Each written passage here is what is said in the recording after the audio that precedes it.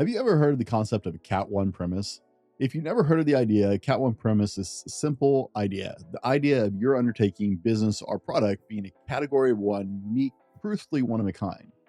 These ideas are considered unicorns. Entrepreneurs dig for this gold because they are ideas that succeed, that flourish, that make people rich and famous. These are the ones you hear about. But what does it take to build out a Cat 1 premise idea? That's the question we're going to answer for you today. On this episode, I have entrepreneur, we'll see if I can say it right, musician, podcaster, and producer, Bruce Chamoff. I told you, bro, I'm going to say it wrong, Bruce. Chamoff. Bruce is going to help us answer the question. Bruce, welcome to the Fallible Man podcast. Thanks, Brent. I'm glad to be here. Thanks for having me. Bruce, let's start with a big one. When you started the World Podcast Network, which started as the Long Island Podcast Network years ago, did you realize that you were building a category 1 business? Yeah, actually, I did. It was one of the opportunities that were not taken by a lot of people. Podcasting was still brand new, and everybody was promoting their podcast, but there were no podcast directories or networks around. And I'm going to open up with saying what I say in every podcast interview. I am a web developer who is also a marketing person, and most people are either one or the other. So when I get an idea, I sit down, I code it. It's on the website within a week, if that, and it's live. And I make it live very quickly. I do very little testing. I do testing, but not as much as I should. And I don't have to talk to a web developer. You know, I get the idea and it goes live, and I'm proud of that. And whenever I get that idea, it is a Cat 1 premise. I love it.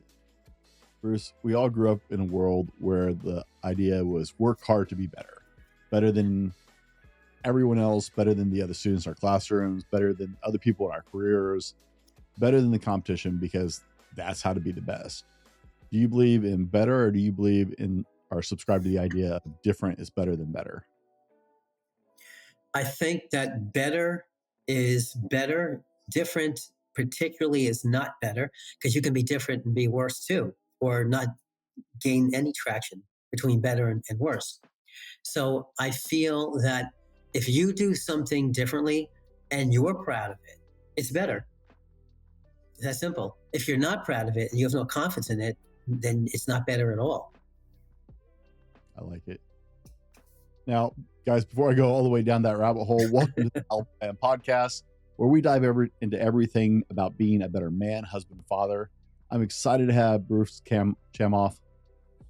I told you I'll blow this over. I'm excited to have Bruce on the show, the CEO and founder of the World Podcast Network. I believe it's the largest private podcast network in the world. And this has been a long time coming. I met Bruce years ago when I got signed up for his network. I got my show listed on, at the time it was the New York Podcast Network, I believe. That's right. Yeah. In the very early days of my show, it was the first attempt at any kind of marketing I ever did for the show. And Bruce and I have emailed back and forth many times over the years, and got it back and forth a couple times, but this has been a long time coming, having you on the show. Now, Bruce, I got a couple important questions to give us some context just about who you are for our listeners before we deep dive into this category 1 premise idea. In your own words today, who is Bruce Chamoff? Bruce Chamoff is an out-of-the-box thinker who loves to be creative and build things or create things. He's never satisfied with standing still, and he just loves to travel, do public speaking, and anything that gets him in the spotlight. And that's the most broadest answer I can give. You know what? I like it, though. It's actually very well thought out. A lot of people struggle with that question, including myself. So I've had that turned back at me a few times and be like, oh. Well, nobody likes to talk about themselves, but I feel that if somebody's asking you about who you are, then that's it. You got asked. It's not like you're in a conversation with somebody you just met and you're just bragging about yourself. They're asking you. And when somebody asks you, the door is open for you to talk about yourself. That's how I look at it. But if nobody asks me, I won't say a word about myself. Now, I'll give you a very good example. I do a lot of business networking, and this is for anybody who's listening. When you go to a business networking event, I'm going to give a piece of advice that probably a lot of people are not going to agree with. But if you're going to a business networking group for the very first time and nobody knows who you are, you're that new person in the room, you're that new face that nobody's familiar with, but all the other people have been going for years and they all know each other. Don't bring any business cards. Okay? That is probably a piece of advice that I'm sure a lot of people's mouths are dropping open. Because when you go to a business networking event, the first thing you think of taking are your business cards. But here's why I say this. Because you're the new person in the room. Technically, nobody even knows who you are. They might be curious, but I feel that until you establish familiarity, if you say that word, it's best for you to ask for everybody else's business card. And then maybe the second meeting or the third meeting, take your business cards. And I felt that way because I was at a networking event that I actually knew all the people. And this one woman walks in and know what she did? She said, here's my business card. Here's my business card. Here's my business card. And she walked away. Didn't even ask us about who we were. Didn't even ask for a business card. And to me, that was the most unprofessional thing. So it just dawned on me. If you're the new kid on the block, then make friends. Don't intimidate people. So yeah, I have no problem with that question. Who is Bruce? I love it. for clarity for people, what do you do for a living? So by trade, I'm a web developer, and I've been doing that for 29 years. I've built over 1,000 websites when I was self-employed with a company called Hot Web Ideas that I really have made inactive because the World Podcast Network has taken on a life of its own. And I've managed web teams for the NBA, the Radio City Rockettes, and even National Enquirer. Wow. So yeah, I've had a big career in web development and management. That's amazing.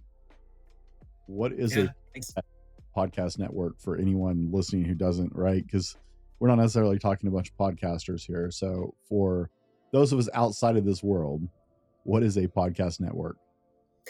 A podcast network can be thought of as a podcast directory or even a catalog, but that's not really a big term. It's basically a directory of podcasts at its probably its base, its lowest definition. But a podcast network can offer a lot more than that. As you know, Brent, because you're on the network, you see what we do. There might be a guest exchange. So for people who want to get onto podcasts, they can join a guest exchange that is built by the podcast network. And the way we do is we integrate both at the same time. It might offer monetization opportunities, inserting ads into your podcast, which we do, and other types of marketing. Remember that the podcast network is doing its own marketing and getting people to come. So what they do is they try to also market the shows on their network so they can offer them to the visitors. And that's kind of what I guess the main service of the podcast network is, to market the podcast more than what they're doing already. Bruce, what's something that everybody should know about you before we get into the meat of today's show? I like sushi. Hey, that works. Good sushi, worthwhile. Yeah, that's something most people don't know. You started what's now the World Podcast Network the same year as Apple Podcast. Is that like coincidence, or like was that before or after or right about the same time? How did that fit in there? I don't know if that's true. I think Apple started iTunes, but they didn't get into podcasts yet. Right. They started officially Apple Podcasts, as the name didn't come out till later. They started Right. putting podcasts on iTunes in 2005. I did not know that because I was using iTunes strictly for music.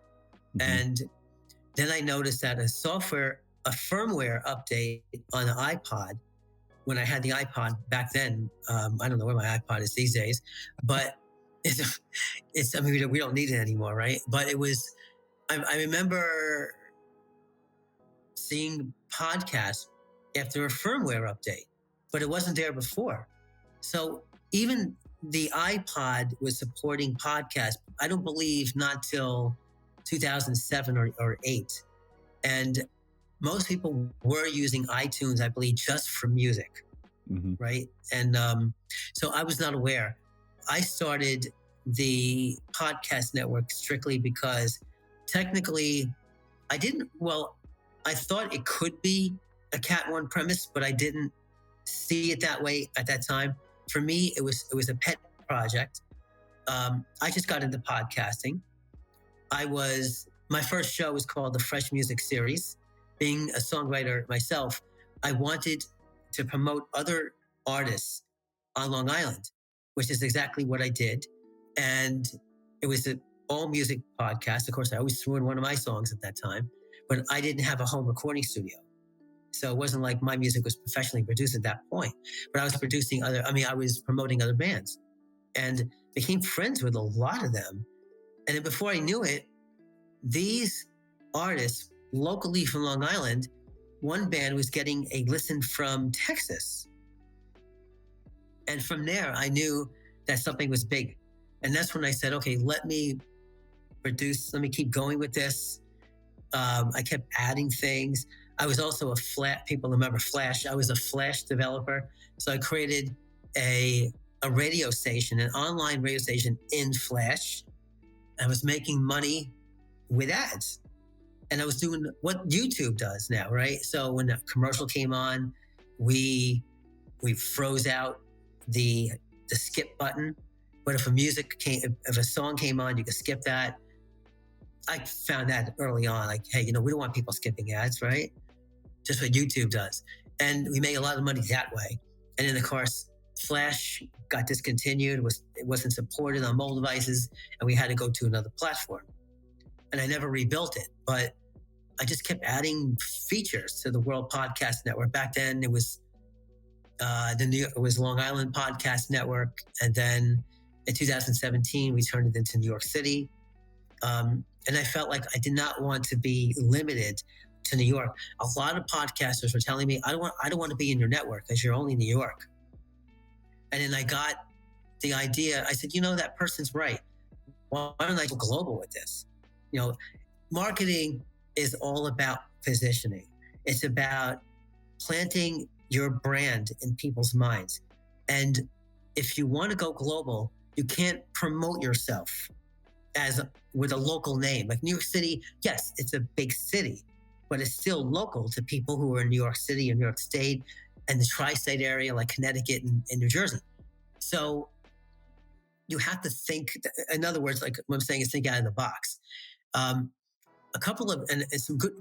It's interesting what happened with that, because here in New Jersey, we have Trenton, which is the state capital. We had Trenton State College.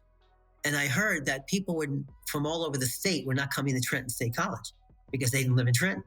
So they changed the name to the University or College of New Jersey, right?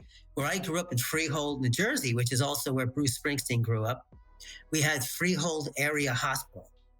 And I understood that nobody outside of Freehold, which is a huge city, a huge town, and again, Bruce Springsteen put that one on the map. Nobody was going to Freehold Area Hospital from anywhere outside of Freehold. So they changed the name to Central State Medical Center. And I'm sure that people from all over companies from all over the world, the country, have changed their name to give a more global position. And that's what we do with the podcast network. And now we're getting people from all over the world. And now we're up to something like 35 countries. So it's going well just by changing the name. That's amazing. Guys, we've get to know Bruce just a little bit. In the next part of the show, we're going to deep dive into the entrepreneurial mindset and carving out your own path. We're going to roll our sponsor, and we'll be right back with more from Bruce Chamoff. Because of your overwhelming support, our 1488 MyPillow has been one of the biggest sales in MyPillow history. I couldn't think of a better way to say thank you than to extend our wholesale pricing through Christmas. Get a classic standard MyPillow for only $14.88. Upgrade to a queen size, just $18.88. King size, only $1 more. Get my body pillows for only $29.88. And ready? Multi-use MyPillows, only $9.88. It's perfect time to stock up for Christmas gifts for everyone on your list. Go to mypillow.com or call the number on your screen. Use your promo code to take advantage of our wholesale pricing. Including my classic standard MyPillows, only $14.88. But that's not all. I'm so confident you're going to love our classic MyPillows that I'm going to extend my 60-day money-back guarantee until March 1st, 2025. Plus, orders over $75 ship absolutely free. Guys, welcome back. I sleep on a MyPillow. I sleep on MyPillow Giza sheets with MyPillow body pillows. I have a MyPillow towel, and my wife wears MyPillow slippers. Like, we are a MyPillow family. I wouldn't recommend a company that I don't use. We're proud to have a sponsor like Mike Lindell and MyPillow for the show. You can go to mypillow.com, use code TFM, right? Super complicated, I know. The fallible man, super complicated thinking. Code TFM to get up to 80% off your order and free shipping on orders over $75. Just for our listeners. Thanks, Mike Lindell and MyPillow for that. Let's get back on with the show. Now, guys, we spent some time just getting to know who Bruce is. In this part of the show, we're going to just dive into this mindset, because to build a Cat 1 premise project out, whether it's a new product or a company or a business, you have to get your mind right, because these are the ones that will really set you apart. You know the names of these products. We all know. We're talking about the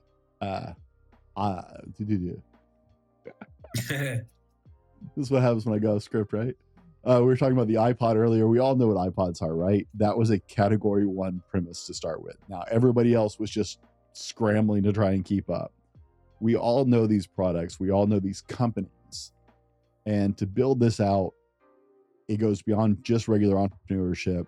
And so we're deep diving into that today with Bruce. Now, in the recent elections, Bruce, we all saw the power of podcasting in this format. If nothing else came out of that election that anybody likes, I don't care. We're not going to talk politics. But we all saw the power of the podcasting format, how impressive that can be, what it can really do. In 2005, podcasting was a really new media format that was barely in its infancy at best. So why podcast specifically? You have this incredible business already building websites, and I know what was it? I've been asked this question on a lot of podcasts, and the answer is second nature. I thought about it once. So what I think, first of all, we have to talk about why people in general get into podcasting. And I think it's about broadcasting. Okay. Now we think back about going back to before podcasting, you had broadcasts, right? And the word cast is common between those two. And we think about a sports broadcaster. I watch a lot of football. I watch a lot of baseball. Last night, it was so funny. I was coming back from New York City on the train from meeting my daughter and into New Jersey. And I got stuck listening to rowdy Rangers and Devils fans. Okay? It was loud. You had people talking. The Rangers played the Blue Notes, St. Louis. And I don't know who the Jersey Devils played, but I had two hockey team fans with literally about 50 people each talking. Think about the noise level. That's a side note. I digress. But I think that people want to get into broadcasting. They always did. And you think about, you give your opinion, okay? Especially if let's use sports as an example. Okay. Obviously, where I live, we have the Mets, we have the Yankees. My sister's brother-in-law, his name is Kevin. He knows everything about the Yankees. Okay, they're big Yankee fans. Okay, now they know all the players. Of course, the Yankees were in the World Series this year, and you know the big players on the Yankees at this point. And all I hear lately is about Aaron Judge, right? And Giancarlo Stanton, right? And those guys. And his name is Kevin. Kevin just goes on. And I'm like, Kevin, you would make a great podcaster. Okay? But he has no interest. But if you hear this guy talk, you know he would be a great podcaster. Give him a microphone. Okay? I'll turn on, I'll produce it. Okay? And you think about music DJs when you were growing up and you hear these songs on the radio. They are broadcasters, right? They're DJs, news broadcasters. You love speaking. You love it. But I know myself that when I was in college, I went to Kane College in New Jersey, which is now Kane University. And I was a big 80s metal fan. And I used to listen to all the metal bands, which 2 weeks ago, we just saw Iron Maiden in Newark. So driving to college, I'm thinking to myself, I can play better music than that DJ. And there was a really cool radio station I'll never forget, and they're still on the air today, WSOU at Seton Hall University. I want to be that DJ playing that heavy metal music, but my own choice. I want people to know what Bruce likes. So going to Kane College, what do you think I did? I applied for the radio station. And they were playing heavy metal. They had a heavy metal guy. They had an alternative guy. They had a new wave guy. They had a punk guy. I want to be the 80s metal guy. I want to play Judas Priest and Black Sabbath and Ozzy and all those guys, okay? So, you know what they told me? Sorry, we don't have any openings. So I was disappointed, and I went on with my life. I never once looked back. I didn't apply, but I wanted to be a radio broadcaster. Do you know that was 1987? And now here we are in 2005. And I'm thinking to myself, what? I can become a broadcaster again? But wait a minute, I can do through the internet? And all I need is a microphone? This is a no-brainer for me. Okay? This is like my chance to become a broadcaster again and play the types of music that I like. Okay? That's why I think people go into podcasting. They don't get their chance to be a broadcaster. They don't know how to get onto a TV show or a radio station, or they don't have hundreds of thousands of dollars to buy that big antenna, put it on top of their house, and broadcast. Well, as a podcaster, you don't need to do any of that, do you? Right? Podcasting cuts all of that out. So that's why I became a podcaster. And that's why I started the Fresh Music series, because now I get to actually have my own digital radio station. And let me tell you, here's a question I ask people in my podcast friends. I'm going to ask you a question. Uh-oh. I want to see if you can answer this.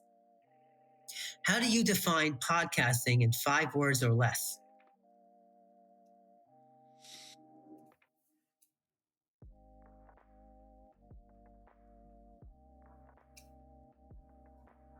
It's hard, right? On-demand programming. That's great. On-demand programming. That kind of sums it up. My definition is not too much different than that. I just say it's a digital broadcast. When you think about it, that's exactly what I just said before in my story. I wanted to be a broadcaster. Now I can do it digitally. It's a digital. We don't talk about audio and video and all that stuff. It's a digital broadcast. You are broadcasting digitally. It doesn't matter how you do it. So, and yeah, that also makes people think.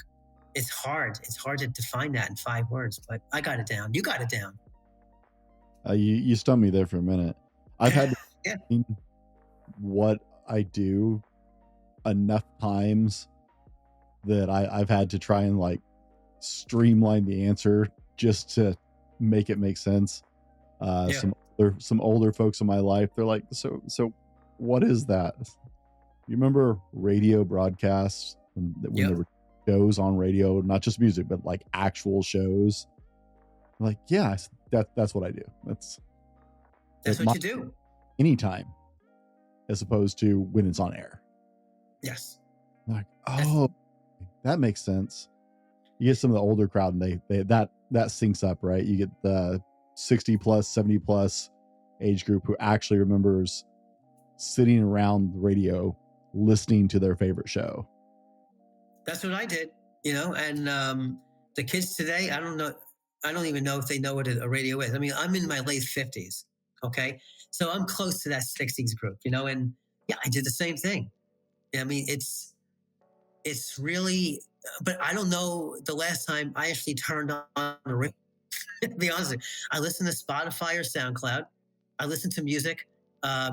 Being that I run a network that literally gets about an average of 50 new episodes a day, on if that, out of over 1,000 shows, I listen to about 3 to 5 podcast episodes on average a day. So, I mean, I want to support the podcasters, not just as someone that's marketing them, but someone who actually supports them. It's sort of a podcast network needs to support the shows. They can't just say, oh, we're going to market you and we're going to give you exposure and monetization opportunities and all that. No, you have to have more than that. And that's what our podcast network does.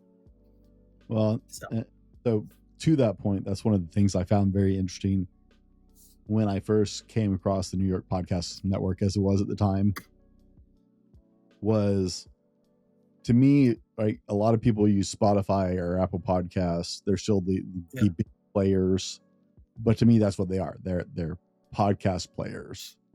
They're not a podcast. Spotify is trying, right? And Apple's trying with the ability to have like private paywalls or whatever. They're trying to become more than players, but realistically, they're players. They don't have a sense of community. They don't have a way of supporting the people involved with them, the podcasters. They don't have a way of really supporting the listeners. They don't. And that was one of the things that was really attractive to me about your network, was like, oh, look, this is like more of a community. Like there's some actual interaction. There's actual listening to the audience and the podcasters. And it was a very different experience, right? It was the first time I actually saw something went, hey, I'm not just another show here. Exactly. There's a way my listeners can connect with me. There's a way I can see how people are responding to it. And so, yeah. So that leads me to the question of, when iTunes started pushing out podcasts, right? Was that intimidating as you were still, young in your network, when you realized that you were going to be going head to head with companies the size of Apple? Was that intimidating for you? No, not really. I mean, there's always a little intimidation when you're dealing with anyone that's bigger than you in any way, right? But you have to, in life, not be intimidated by anybody. Because the moment you have this part of you that wants to give up, but you can't do that. I can tell you were talking about Apple and Spotify. Spotify, I listen to my music on. I don't listen to Apple Music, but I listen to Apple podcasts, right? And we go into those podcasts and we try to get them to join the network.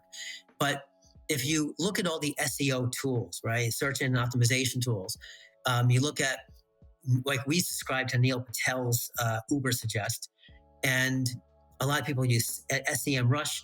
You'll find that Apple still has a lot more search engine rankings than Spotify.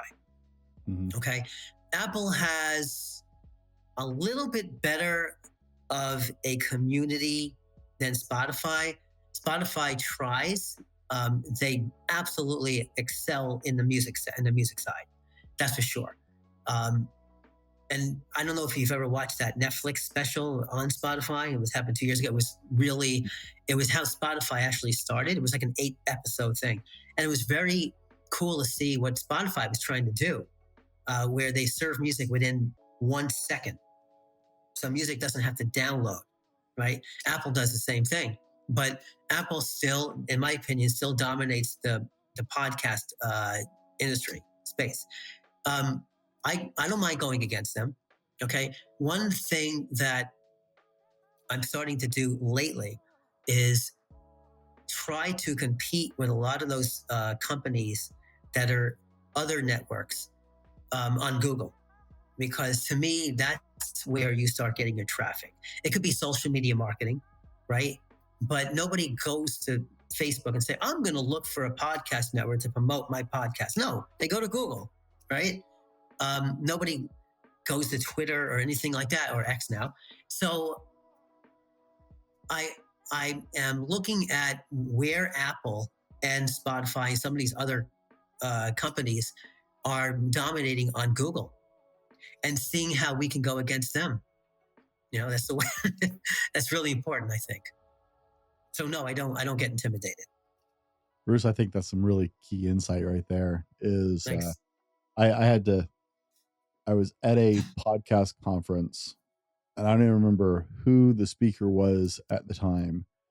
And they said, no one goes to Instagram to find your podcast. That's right. And like this dawning moment of under the value of understanding where you actually need to be, what platforms you need to be on for any business, right? I do some marketing work for a friend of mine. I do some freelance work for him, and we got several clients, and it's like, okay, now we need them on this network and this network. They don't know. We're not going to waste time. They don't need an Instagram. They don't need this, right? Because that's not going to serve their customers. Right. And so realizing that about your own business, knowing it's like, okay, I need to focus on Google. I don't need to focus on being the best Facebook group or whatever. That's insightful, because I think a lot of business owners, especially early, get really lost. They're like, oh, I got to be everywhere. And you got to understand where your clients are and where you need to be in front of them. Yeah, a lot of people don't get that about social media marketing. I mean, they missed it. The key word in social media marketing is not social media, it's marketing. And in order to do marketing and perform marketing effectively, you have to know marketing. I have a lot of people who say, well, I know Facebook. Yeah, I can post something on Facebook. But do you know how to get it to my target market? Do you know the demographic? What's the demographic? Well, as soon as you ask me that question, I don't hire you. I need somebody to understand the target market, right? Because social media has target markets. It has age groups, right? It has genders, right? Where are women in this age group, in this city, and geographically, what social media are they on? So I can market myself to them if they are my client, and the same thing, you have to know every part of your, even I know people that are coming to my podcast network, and I know a lot of demographics of the podcasters themselves, right? You see their faces. I know their race, their color, their religion, their education level. And you can see that. And then, I look at that and I take that seriously, because I know how to direct on our podcast network. We track stuff. So we know when people come, we know where to direct them. I'm working on an AI tool now, because AI is everywhere now, where if I can recognize somebody's demographic makeup, their target market, by their IP address, then we're going to present them with the podcast that we think they're going to be a good fit for. That's something that's going to happen on our podcast network in 2025. So I'm looking forward to that. It's going to be interesting. I love to see the things you add one piece at a time here and there. Yeah. And the analytics on your platform, I absolutely love the fact that I can go to your platform and learn about who is listening to my show, actually.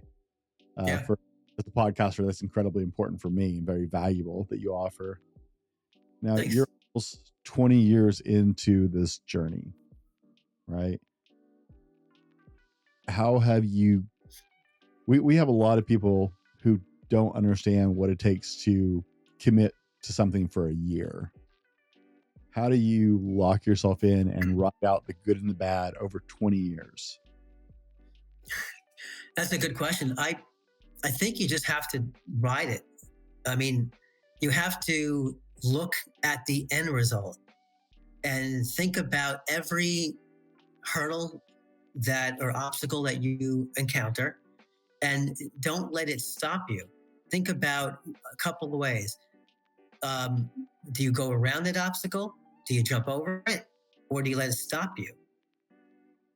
Right? I mean, I have a lot of obstacles, and I don't let them stop me. And that's really how you answer that question. Bruce, you had this idea back in 2005 with all the hindsight and wisdom from the experience of almost 20 years of doing this.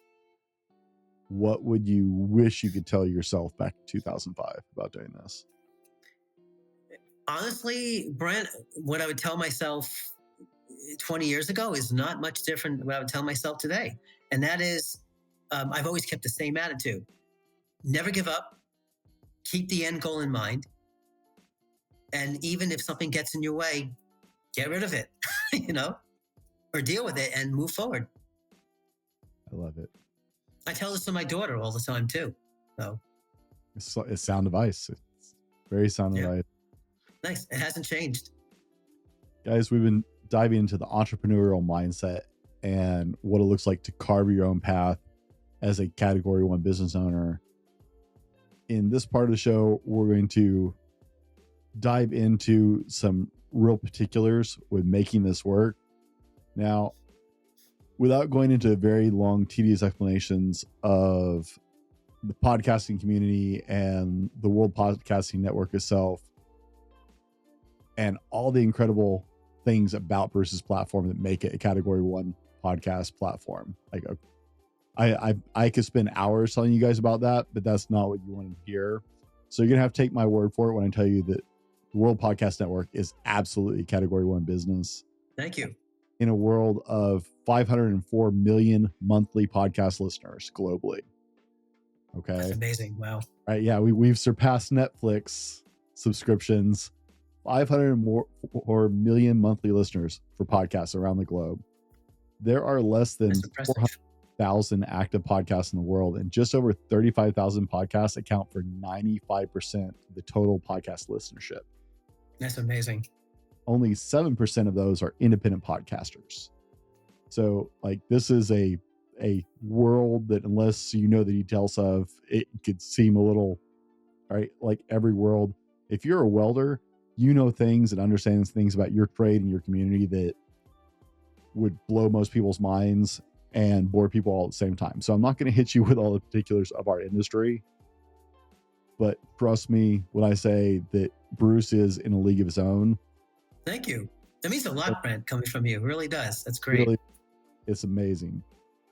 So how did you, as a business owner starting out, determine that there was a real market for this new emerging technology? What kind of signs were you looking at going, I can really make a run at this? Well, again, it goes back to, and I'm not going to say the story again, but it goes back to my story of wanting to be a music DJ when I was in college. Mm-hmm.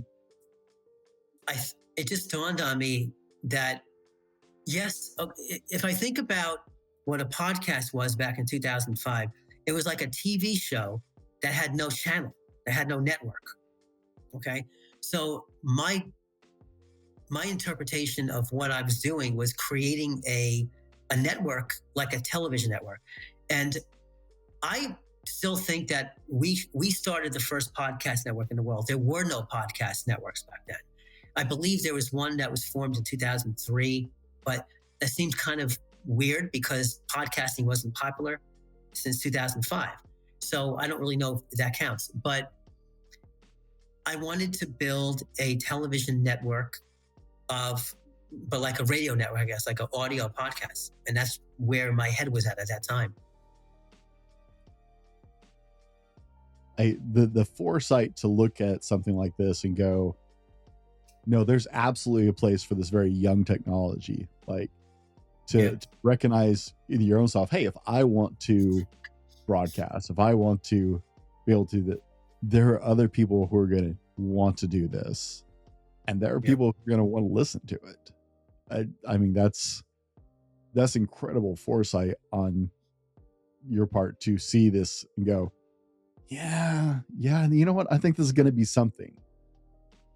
Right. Well, I mean, well, you think about it, if you want to watch a TV show, you can't just turn on the TV, right? You have to tune in a channel, a network. And that's what I was thinking at that time. Like, okay, but podcasters, they have their own URLs. Back then, most of them were blogging because you didn't have show notes. So all the show notes were going on blogs because you didn't have Apple. Apple at that time was not doing it. And Spotify or Buzzsprout or any of those platforms, they weren't around yet. I think Libsyn was around back then. They were one of the first. And of course, their platform was a lot different, but they were one of the only podcast platforms. I mean, there was a few other ones. Was it the radio? I forgot which one. Blog Pod Radio, something like that. They were trying to get into the podcasting game, but they never quite got there. They do have a big market, but they're not as big as these other places, right? And Anchor, which is now Spotify for art, was Spotify for podcasters, Buzzsprout, Podbean, all those, right? But Libsyn is still the oldest one, and they saw a really good opportunity to host podcasts, right? Host your MP3s, whereas it kind of seemed weird in my mind that you could have got a web hosting account, right? You could have got a GoDaddy, or you could have gone to Network Solutions at that point, and you could have put your MP3s up there, but it just seemed kind of a waste of space. So Libsyn kind of saw that, and I respect them for that. I always did. But they were not a podcast network. They were not. So that's the opportunity I saw. And most of the podcasts that came over were posted on Libsyn. For some of our listeners, let me sum it up, because we haven't seen. It's funny, we've gotten kind of the emerging markets, with technology picking up, the rate of technology developing faster and faster and faster. So for some of our younger listeners, let me help if I can. I had a friend back. God, I'm going to date myself here. Back in 2003, who talked to me about Bitcoin, right? The guy was a creative I knew, he was a marketer, and he had this little computer running on his desk back at the time when you could run it on some tiny little nothingness like Raspberry Pi kind of quality computer at that point, because it was nothing. I mean, they were 0.0001 penny, right? They were totally worth. And I was like, what is that? And he explained Bitcoin to me. I was like, that is stupid. That is the dumbest idea I've ever heard. I'm kicking myself over Bitcoin too. I don't know Bitcoin at this point. Right. And I totally blew him off. Like I thought it was just the most ridiculous thing I had ever heard of. It's still digital currency nonsense. But he was on top of it, right? He was like, no, this is gonna be huge. Yeah. That same moment for you to go, you know what, podcasting is gonna be major. And here we are 20 years ago, like really this year, like I said, the elections did a lot for podcasting, just because we saw the power of long form content, just raw and untold, right? So you were way ahead of this. What was some of the challenges you faced developing this into a viable business option when you were starting? There was no, I mean, I also didn't think much of podcasting when I first heard of it. Okay. Until I was in the bookstore, Barnes and Noble. Maybe it might have been Walden's bookstore. I saw the book on Introduction to Podcasting by Blueberry Network's Todd Cochran. Okay. He started Blueberry and he wrote the very first book. Now, when I was in the technology section at that point, the cover of Introduction to Podcasting was silver and green lettering. Silver, and not just a silver background, it was a mirror background. You could actually see your face in the book, okay? And the green came out, and it stood out among all the other book covers that were there. Because back then you had all the dummy books, right?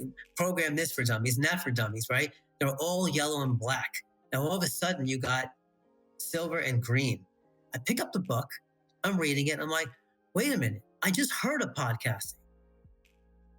Let me check out this book. I read a couple of pages, and I'm like, I'm doing this. I bought the book, and within a week, I had my first episode. And that was that. I didn't have the podcast network yet, but I was happy to put my first episode out there. It was kind of cool. So, yeah. Early adopter. It's amazing. Yeah, that's true. I'm not an early adopter for a lot of things, but I saw that. I saw that like your friend saw Bitcoin. How do you measure? Go ahead, finish. One side note about Bitcoin is I was blogging. People were paying me to blog about Bitcoin, and the same thing. I didn't see it. I just didn't think it was going to take off. So, right. I just want you to know. Yeah, don't feel bad. Hindsight sucks sometimes. It does. I missed that one. Yep. How do you measure success at the different stages of a business when it hasn't been done before? Right? Normally we measure things against other like businesses, but how do you even know how to measure success at different stages as you're growing this that no one's done before? I think success comes from your satisfaction of anything you've done. And that's really it. I mean, it doesn't have to be about making $1 million or making your business full-time so you can quit your 9-to-5 job. Success is whatever you do where you say, hey, I accomplished something. And it might not be 100%. Like you still might have goals in mind. And I think it's normal to have goals. It's normal to say, hey, I didn't reach my 100% goals because I got more goals. That's just life. You know, you get bored of where you are. You want to do something different, and you define whatever that is. If you reach those goals, that's your success. Realistic goals. Oh my goodness. Yeah. Still unreasonable, Bruce. Oh, hey. Don't you know it's all about the bank account? Yeah. Did you, I know you're in the middle of asking me questions, but did you see my question to you a couple of weeks ago? Like, do you invest stocks? You invest in stocks? I did. Okay. And you know why I asked that question, right? I do. Okay. So that's my next venture. Your next venture. It's a virtual podcast stock market. It's already live too. So I saw it today. I was like, where am I doing? It's a very new concept. Again, yes. Once you're out there doing your own thing, pushing something that no one's talked about, no one else has done, and you just keep nudging forward, going, you know what? We're going to do this, and it's going to be awesome. And we're going to do this, and it's going to be awesome. You just keep what keeps you wanting to innovate? I don't know. I'm just an out of the box thinker. You know, I like creating new things. I'm creative. I'm productive. You know, I've always been like that. My father, let me go back to him. I think he was kind of my inspiration. May he rest in peace. He passed away in 2005. He never saw me launch the podcast network, unfortunately. But he was an accountant, not a CPA. He never became a CPA, but he was an accountant, and he had hundreds of clients, and he did income taxes. And one day, he said that he was going to start a payroll company and compete with ADP. Okay, ADP in the payroll industry is like Apple in the podcasting world. Okay, so he was going to compete with them, and he did that. Nothing stopped him. maybe he just wanted to be a payroll company. You have other payroll companies, you have Paychecks and some other ones too, but he wanted to compete with those too. And by the time he passed away, he had like 300 clients. And what happened before he passed away? He sold his clients to ADP. and so and he died of cancer. So he had cancer. When he had cancer, he said he knows he's not going to live that much longer. He's sold all his clients to ADP, left my stepmother with all this money. And that was that, So sometimes you can, your competition becomes your customer, or they become some kind of partner of yours, that might happen. And when I was a lot younger in college, I worked for him, and my daughter works for me on the podcast network. She does a lot of maintenance. The World Podcast Network requires a lot of daily maintenance. So I feel like I'm giving back to my father by having my daughter work for me. But when I worked for my father, I doing marketing. And I don't really call it marketing. He had it was doing direct mail campaigns.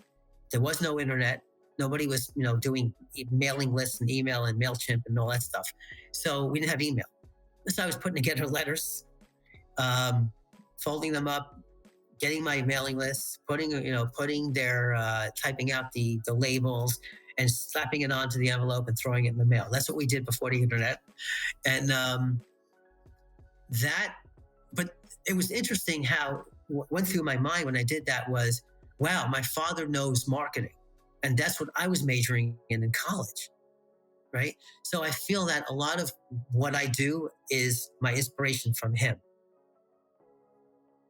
And I really hope I'm giving that to my daughter. I really hope that she has my ambition. She doesn't yet, but she is getting there, sort of. So I just hope that one day she'll say, yeah, I want to start this company and I have this idea. And I'll be like, okay, I'm going to help you. I was there, I did it. Your grandfather did it. Let's keep it in the family. So I think that as dad, that's one of the things we hope, right, is that we influence our children in such a positive way by the way we set an example. It's one of the reasons I wanted to be in business for myself, is I wanted to show my daughters another option than going to work for 40 to 60 hours a week, which I did for years and years and years for somebody else. Right? What did you do when you were doing like a 9-to-5 job?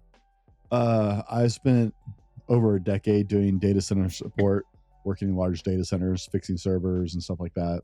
Okay. Oh, you said you were in IT, right? Yeah. I did a lot of hardware work. I did a lot of setting up and connecting servers to networks. We would a lot of the end of getting the server ready for the end user to be able to put their application on it and run it, and then fixing it, troubleshooting things when things went down, re-imaging whatever needed to be done to get them ready for the next client or the next service that needed it. That's cool. Yeah, that's something I have no expertise in. You'd figure it out pretty quick. I have a feeling. It's not the really it's I was a supervisor, so I was an escalation point. I trained a lot of guys with zero. I was also the lead trainer, so I trained a lot of zero IT experience to do the job. To me, it was free level, and then you had to gain some experience where you could actually troubleshoot some stuff. But it's all doable.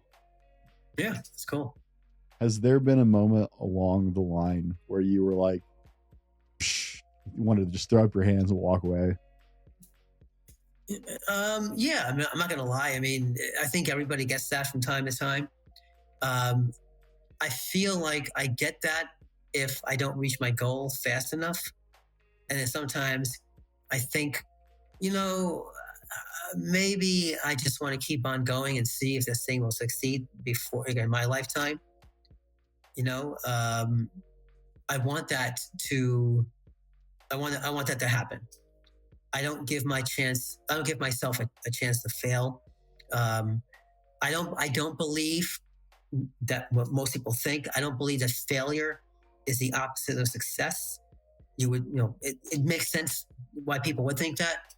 But failure really is, I think the opposite of failure is persistence when you think about it, right? Success is kind of an end result. So is failure, but I don't give my chances a chance to fail because I am a persistent person.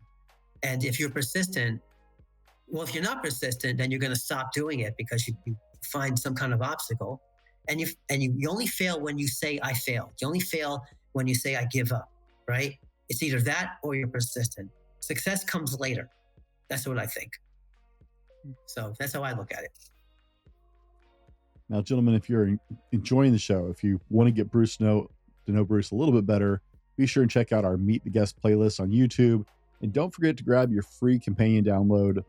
No email required. It's on our website. It's got actionable ideas from today's episode with checklists so you can start going, yes, I want to pursue this, and I'm going to, we'll have very, very easy steps where you can start knocking that down and start moving forward in your own journey. The link will be in the description to download. I just know it's too hard to take notes, so now I'm giving you notes if you would like them. You guys can check that out over on our website, www.thefallibleman.com/podcast extras. Now, Bruce, for someone looking to build out their own category one premise, say they have this idea that they're going to, this product, and they're going to revolutionize some industry or some product line, what advice would you give them regarding the most crucial first steps to getting started? Start today. Never say I'm going to start tomorrow or someday. Start getting the wheels in motion mentally. That's number one. And the other piece of advice is never listen to anybody's negative advice. And even if it comes from your own parents, always listen to positive advice, respect positive advice, never respect negative people, and just keep going and be persistent. It's a lot of wisdom to those statements, gentlemen. What is next for Bruce Chamoff? You talked a little bit about the stock exchange. You want to talk about that, or tell us more about things? Yeah, I mean, I want to see podcasters. I want to see them succeed. I feel like that's my mission. I also have courses on Udemy, but that's more in web development. So I want to start some courses on podcasting, more teaching people, being that mentor for people who need it. You want to get into podcasting and you need someone that has the experience and has been there through some of the, like I said, the failures, have been there through some of the successes, and all through the persistence. You can talk to me. I'll help you get over any hurdle, as I have myself. And yeah, I'll just say, I'll talk about real quick about the stock exchange. So in one of my web development projects in 2003 was the virtual airline stock market. And people who don't know this, Microsoft's biggest selling software is Flight Simulator. That even sells more than Microsoft Office, right? Windows is not really a software anymore. It's more of an operating system. So what I didn't realize, and I used to love Flight Simulator. I love flying in real life. I love getting on a plane. I want to know how do the pilots train? So I got that. And I was flying from airport to airport. And I go on the internet one day and I see virtual airlines. I'm like, what the heck is this? What's a virtual airline, right? And how are they going to get me from point A to point B? And they run their businesses like they run their virtual business like a real business. They have pilots, they have their airplanes are in different hubs. Then you can download Microsoft Flight Simulator airplanes and you can actually put your own artwork on it. So you make your logo and you put on the tail and the runner, like all the airlines do. And I thought that was genius. I was just getting into web development at that point, and I figured there was the virtual airline stock market already. Somebody built that already. And again, like you said, hey, do you get intimidated? No, I don't. So I wanted a project that I felt inspired by. And I wanted to program something. And when you learn how to program in web development, you buy the book, you always follow the author's examples. It never hits home. In order for you to become a good programmer, you have to do something that hits home with you, not with the author. So you take on the project that you can relate to, and then you learn how to program better. So it makes it easier. So I did it with that. And I created this thing called the virtual airline stock exchange. And before I knew it, it grew to like 2,000 members, like literally in a couple of months. I didn't expect it. It was just a pet project of mine. And before I knew it, I was running that, charging people monthly and so forth. So that died out a couple of years later. And then now at this point, here we are in 2024, podcast networks are very competitive. There are hundreds of them out there. So now I'm thinking about what can I do to compete with all these other people in podcast networks that might not have the knowledge to implement. I've already implemented this 21 years ago, even before the Long Island Podcast Network. It was a success, right? I lost the website, which is why it's not around today. But it just dawned on me that after all these years, I'm trying to think of something where I can rise above all the podcast network competition. And this was it. I've already built it 21 years ago, but with a different language, different technology. It's all antiquated, or what they call deprecated in the web development field. So I rebuilt this. Now, I will be honest, I've had this for about 6 weeks now, and I am facing a lot of resistance from people that don't know how to trade stocks. They don't invest in stocks, but I don't really care. My goal is to teach people how to invest in stocks, because what we did with the virtual podcast stock market was every podcast, including your podcast, Brent, every podcast gets a stock symbol, just like in the real world. They get a share price. And for those people that don't know, a share price is what your stock is selling at that moment. And it changes about 1,000 times a day, which we had that little system. You get a candlestick chart. So the candlestick chart is that red and green pattern thing that, it changes. We have that. People can buy and sell your podcast with fake money or virtual money. And I was thinking about how do I make the currency? We're the World Podcast Network, we obviously have about 50 different international currencies out there, right? It's not about the US dollar. It's not about pounds and the Japanese yen and all those, right? So I created a virtual currency that has no need for conversion. It's called VPM, Virtual Podcast Money. That's what it's called. And everybody who joins this stock market gets 50,000 VPMs. You take that 50,000, you buy whatever podcast you want.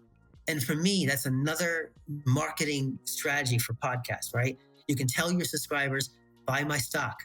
Here's the address. Here's my stock symbol, right? And I can look up your stock symbol right now. I don't have them all memorized, but I think I know yours, because we try to take the initials of every word in the title of the podcast, which obviously for you would be TFM. And I think if you have under 3, because everything's 4 characters. So if you have less than 4 words, we just tack on like a random letter. So I think it's like TFMM or something like that. I got to look it up, unless you already know it. And your share price changes. You tell your subscribers, buy my stock. Now, what happens is we like the real stock market, you know who the big stocks are. You know, Meta is huge. Netflix is huge. You know what happened to me? I bought Facebook when it was FB, before it was Meta, in 2011, when the IPO came out. I bought it for $42 a share. It went down to 28. People were really really disappointed. They made a big deal about Facebook stock. Went down to 28. I was tempted to sell, and I kept on. It was like a small amount of money. It was like $500. Like, I'll either lose that money or it'll go somewhere else. Okay, no problem, right?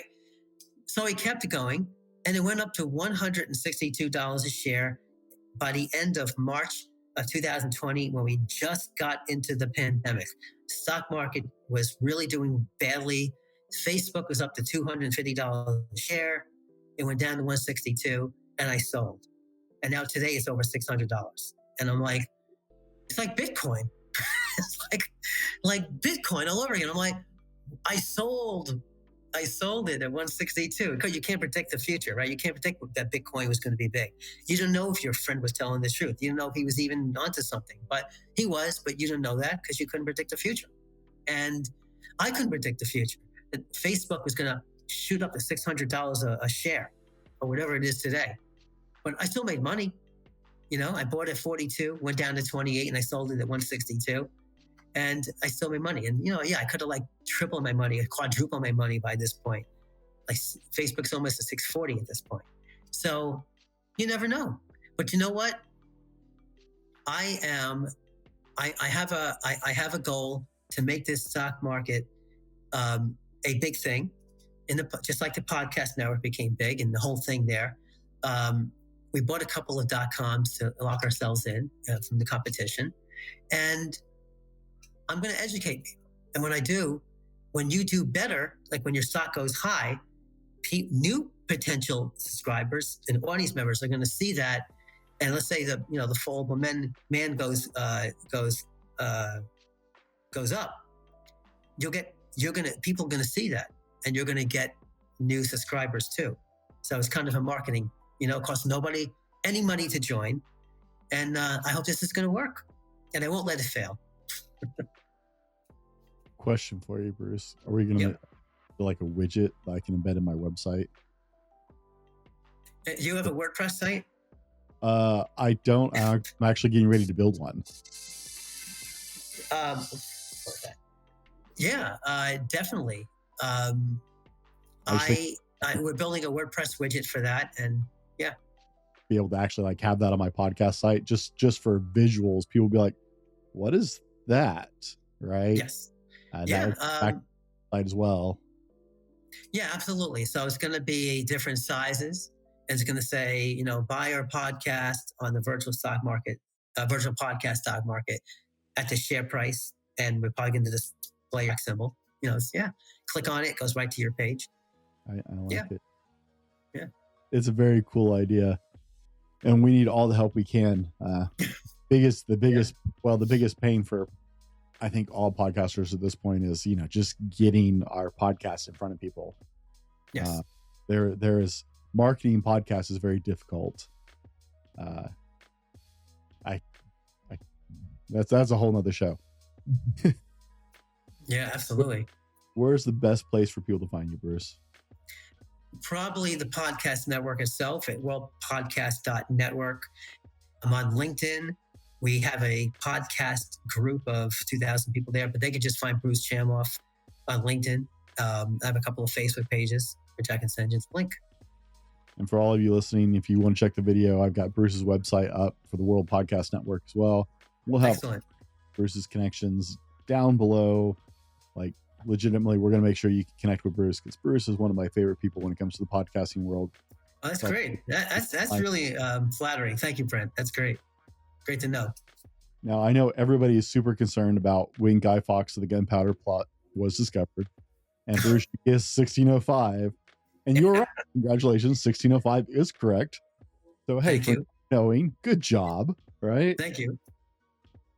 I know everybody's super invested in that moment, right? Bruce, as we land the plane, what is the most important takeaway you want people to hear today? Hey, if you have an idea for a successful business endeavor, again, start it today. Listen to yourself. Don't listen to anybody who's negative, including your own parents, because my parents did try to stop me. And if you're a grown man, then that's it. You're a grown man. You don't need to take that advice anymore of people who say no. Don't ever listen to someone who says it's not going to work, or that will never take off, or anything like that. If you think it will, that it will, and never fail, never stop. The moment you stop that's when failure happens. And if you don't want to fail, don't give up. That's it. Wise words. Guys, Thank for you. Bruce, myself, thanks for hanging out with us today. Thanks for checking it out. Be better tomorrow because of what you do today. And we'll see you on the next one. This has been the Fallible Man Podcast, your home for everything man, husband, and father. Be sure to subscribe so you don't miss a show. Head over to www.thefallibleman.com for more content and get your own Fallible Man gear.